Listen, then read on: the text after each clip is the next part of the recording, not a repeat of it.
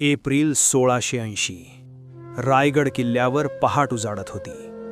पण त्या दिवशी सह्याद्रीवर सूर्य उगवत नव्हता. कारण स्वराज्याचा सूर्य मावळत होता. हिंदवी स्वराज्याचे संस्थापक, शत्रूंच्या छातीत धडकी भरवणारे छत्रपती शिवाजी महाराज अखेरचा श्वास घेत होते. दरबाराबाहेर सरदार नतमस्तक उभे होते. राजमहालात राण्यांच्या प्रार्थना सुरू होत्या. आणि अचानक एक आवाज संपूर्ण रायगडावर घुमला. महाराज गेले. त्या क्षणी फक्त राजा गेला नव्हता, स्वराज्याचा आधार, स्वराज्याची सावली, स्वराज्याची ताकदच निघून गेली होती.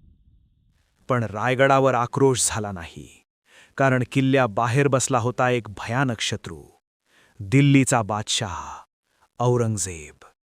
जर ही बातमी बाहेर गेली असती तर सह्याद्रीवर मुघल सैन्याचा महापूर आला असता.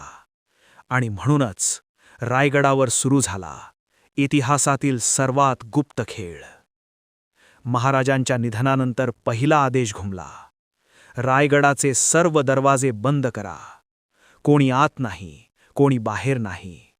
दूतांची चौकशी सुरू झाली. पत्र उघडली जाऊ लागली. कारण त्या क्षणी स्वराज्य अत्यंत नाजूक अवस्थेत होतं. जर औरंगजेबाला कळलं असतं शिवाजी महाराज आता नाहीत, तर हजारो मुघल घोडदळ सह्याद्रीकडे धावलं असतं. आणि म्हणूनच महाराजांच्या मृत्यूचं सत्य रायगडाच्या भिंतींमध्येच कैद करण्यात आलं. पण खरा धोका बाहेर नव्हता, तो आता आत जन्म घेत होता. नियम स्पष्ट होते. स्वराज्याचे पुढचे छत्रपती संभाजी महाराज. पण त्यावेळी ते रायगडावर नव्हते. आणि इथून सुरू झाला गादीसाठीचा कट. महाराणी सोयराबाई यांच्या गटाने गुप्त योजना आखली. लहान राजाराम महाराजांना गादीवर बसवायचं, कारण राजा लहान असेल तर सत्ता दुसऱ्यांच्या हातात राहते.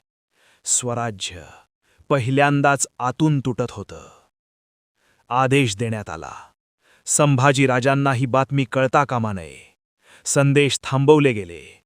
विश्वासू सैनिक तैनात झाले. जर संभाजी महाराज आले तर सगळा खेळ संपणार होता. स्वराज्य फुटण्याच्या उंबरठ्यावर उभं होतं. पण संभाजी महाराजांना सत्य समजलं आणि त्यांनी एक क्षणही वाया न घालवता तलवार उचलली, सैन्य गोळा केलं आणि रायगडाकडे वादळासारखे निघाले.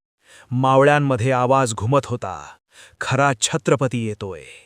कट रचणाऱ्यांना अटक झाली आणि अखेर स्वराज्याची गादी संभाजी महाराजांच्या हातात आली. कारण स्वराज्य तलवारीवर नव्हतं उभं, तर स्वाभिमानावर उभं होतं. आणि पुढे संभाजी महाराजांनी अशी लढाई दिली की औरंगजेबाला स्वतः दक्षिणेत उतरावं लागलं. पुढच्या भागात मुघल साम्राज्याला संभाजी महाराजांनी दिलेला सर्वात मोठा धक्का.